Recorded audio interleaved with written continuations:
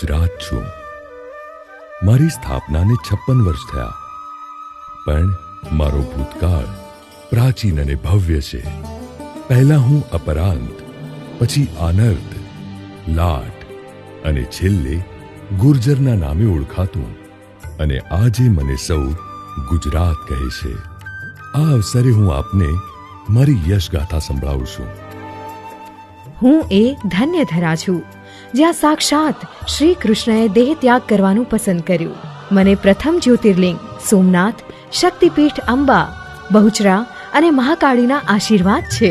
મહામાનવ ગાંધી, સરદાર પટેલ, રવિશંકર મહારાજ અને ઇન્દુ ચાચા મહારાજ રતન દીવડા છે.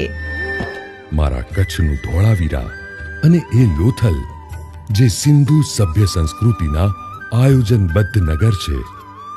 સીદી સૈયદની જાળી, રાણકી વાવ, ચાંપાનેર અને વડનગરનું તોરણ મારા કળા કારીગરોની કમાલ છે.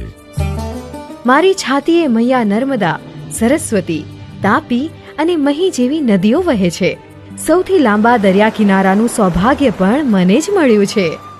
ડાલાવથ્થાની ડણક્યું, ગીરના નેહડા અને માલધારીઓની ખુમારી, આ મારું ગીર છે.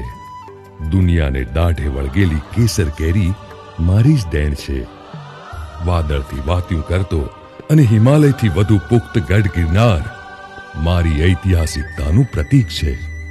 ધીરુભાઈ અંબાણી અને ડોક્ટર વિક્રમ સારાભાઈ પણ મારા જ સંતાન છે.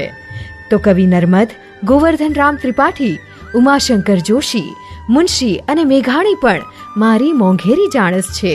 મૂળે તો હું કળા અને પ્રાચીન સંસ્કૃતિની ધરોહર છું. નવરાત્રીનો થનગનાટ મારા પગમાં છે, તો મેળો મારી રગે રગમાં છે.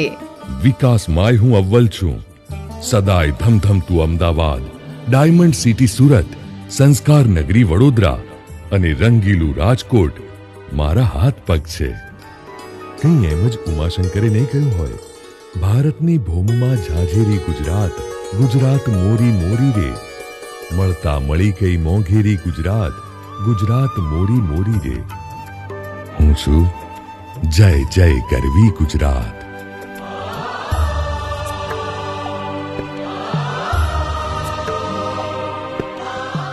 ગર્વ છે, અમે ગુજરાતી છીએ.